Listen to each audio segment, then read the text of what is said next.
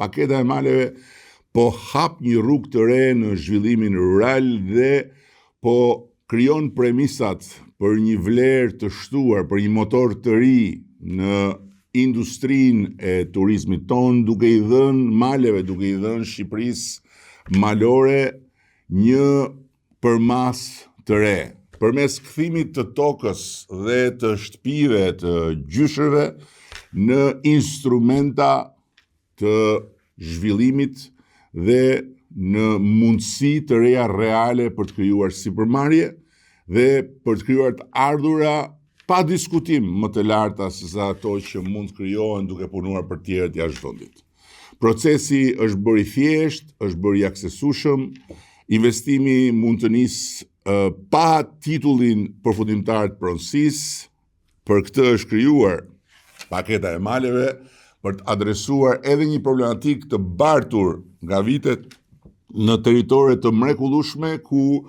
pronarët legjitim nuk gëzojnë titullin e pronësisë sepse nuk e kanë pranuar ligjin 7501 dhe ndërkohë nuk kanë konflikte mes tyre. Dhe përmes investimit ata do të mund të sigurohen se në fund të procesit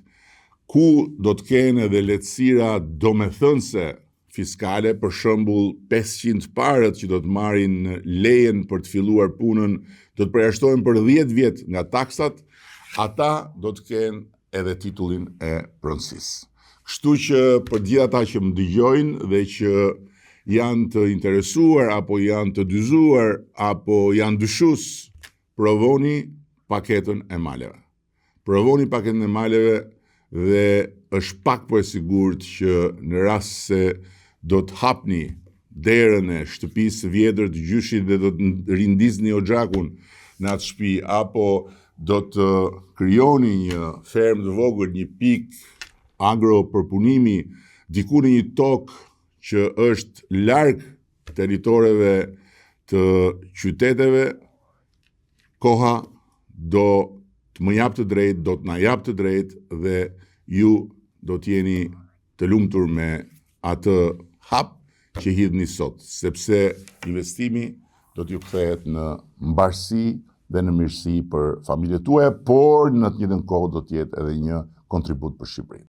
Pas paketës male vjen edhe një program i ri i qeverisë Shqipërisë së bashku me Bankën e Shqipërisë dhe me bankat e nivelit 2, i cili së shpejti do të firmoset për të nisur rrugtimin e tij dhe për të pritur në këtë rrugtim të gjithë ata të cilët duan të dyfishojnë ndërmarrjet e tyre. Një program i fuqishëm kreditimi me interesa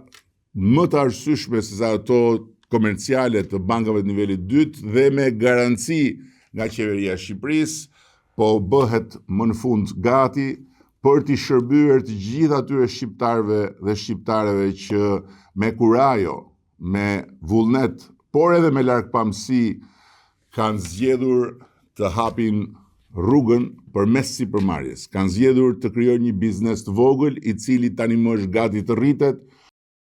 një proces që shpesh keq kuptohet si një listë detyrash që duhen përmbushur për të tjerë, ndërkohë që në thelb është diçka që lidhet drejt për drejt, jo thjesht vetëm me shëndetin e shqiptarëve këtu në Shqipëri, e konsumatorëve këtu në Shqipëri, por edhe me misionin tonë të përbashkëkombëtar të Shqipërisë në Bashkimin Evropian në vitin 2030. Nuk është një çështje rregullash në letër, është një çështje e ndërtimit bashkarisht të një sistemi funksional, prodhimi, kontrolli, cilësia dhe besimi në çdo hall. Në këtë fazë Shqipëria nuk bën vetëm harmonizimin ligjor me Bashkimin Evropian, por edhe duhet sigurojë zbatimin konkret të ligjeve në realitetin e përditshëm.